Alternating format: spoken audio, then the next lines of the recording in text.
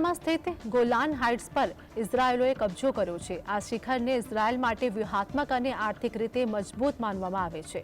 વાસ્તવમાં પહેલાથી જ સમગ્ર ગોલાન હાઇટ્સ પર ઇઝરાયેલ નિયંત્રણ ધરાવે છે। જોવા જઈએ તો સિરિયામાં તખ્તાપલટ બાદ સૌથી વધુ ઇઝરાયેલને જ લાભ થયો છે। મિડલ ઈસ્ટમાં હાલ બળવો અટકવાના કોઈ સંકેત દેખાઈ રહ્યા નથી। સિરિયામાં તખ્તાપલટ બાદ અનેક લોકો અને દેશોને ભારે નુકસાન થયું છે, તો અનેક દેશો માલામાલ પણ થયા છે। સિરિયામાં બસર અલ અસદની સરકાર ગયા પછી હાલ રશિયા અને ઈરાનને સૌથી મોટું નુકસાન થયું છે।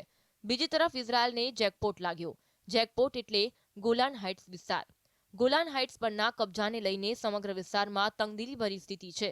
છેલ્લા અનેક સમયથી ગાઝા વિરુદ્ધ ઓપરેશન ઓલ આઉટની શરૂઆત કરનાર ઇઝરાયેલે લેબનાન અને હિઝબુલ્લાની દિશા અને દશા બદલી સિરિયા તરફ કૂચ કરી હતી।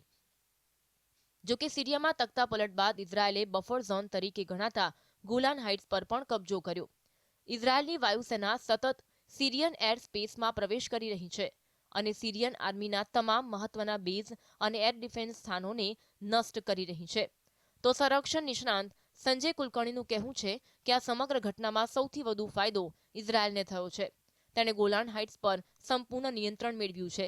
વ્યૂહાત્મક અને આર્થિક રીતે સૌથી મહત્વપૂર્ણ છે। સિરિયામાં સ્થિત ગોલાન હાઇટ્સ દમાસ્કસથી માત્ર 35 કિલોમીટર દૂર છે। આ પર્વતની તળેટી પર ઇઝરાયેલની સેનાનું પહેલેથી નિયંત્રણ છે। આનો અર્થ એ છે કે સિરિયાની રાજધાની હવે ઇઝરાયેલની આર્ટિલરીની રેન્જમાં છે।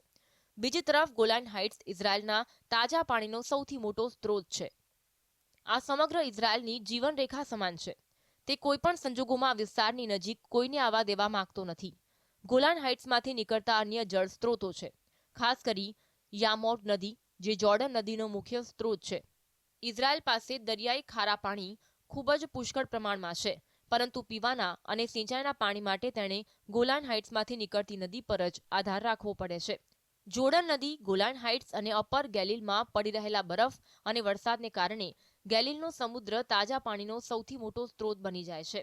આથી ઇઝરાયેલની સેનાએ આગળ વધીને સિરિયામાં પોતાનો દાવો હવે વધુ મજબૂત કર્યો છે।